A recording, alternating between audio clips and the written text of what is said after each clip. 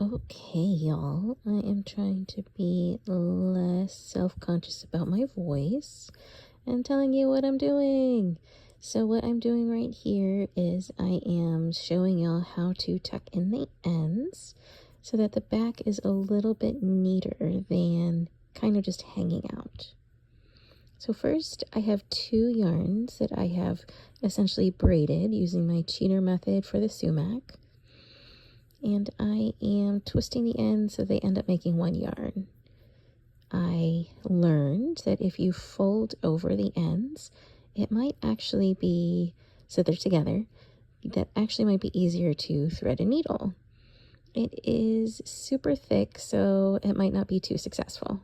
But I'm just going to finagle one of the, oh yeah, finagle both ends that they're in there. Now, what I actually forgot to do was thread the needle first, but I think I'll be able to fix this anyway.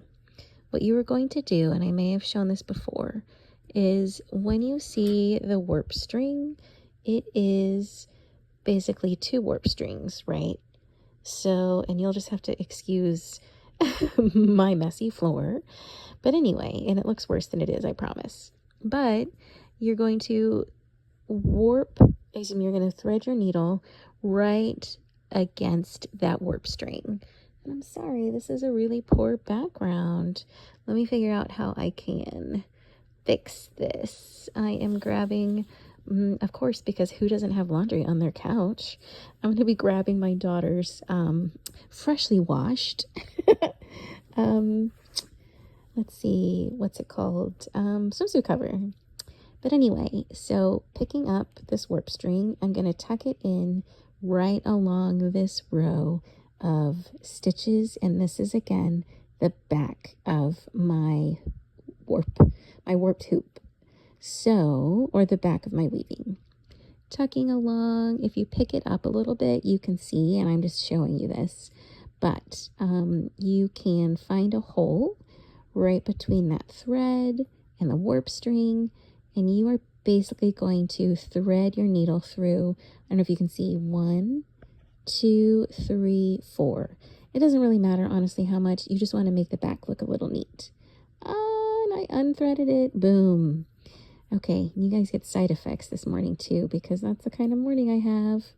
Okay, so you'll see that I'm kind of picking at it, and it comes apart a little bit, but it really doesn't matter because it's the back.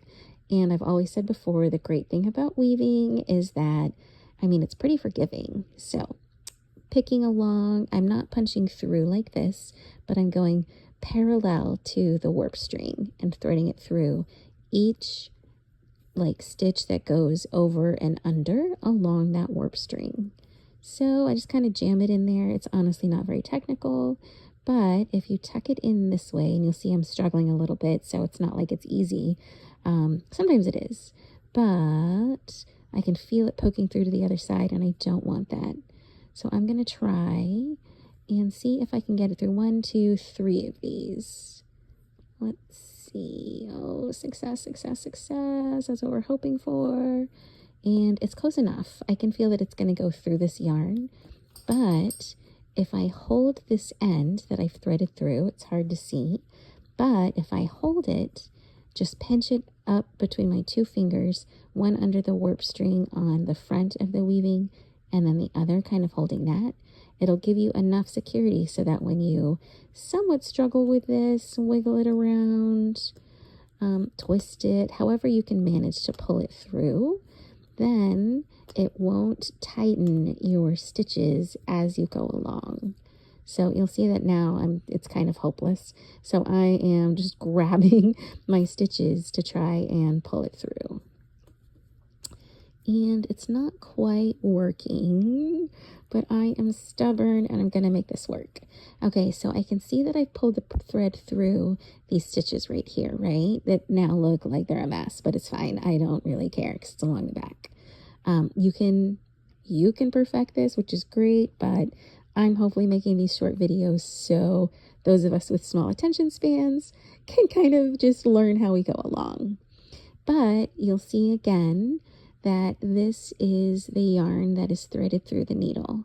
I try and figure out which one is the loose tail end. I have figured out that it is just the top part of the yarn. And you'll see now, if I pinch between my two fingers, that tail at the base, that's going to be right up against what you just threaded through. Then you pinch that and voila, you take that off. And if you care, you can kind of like pick backwards, I guess, at the yarn that has that you've threaded through. I now have this long tail. I'm going to cut close to, but not right up against my stitches, because I don't want to accidentally cut those off. So there you go. This is just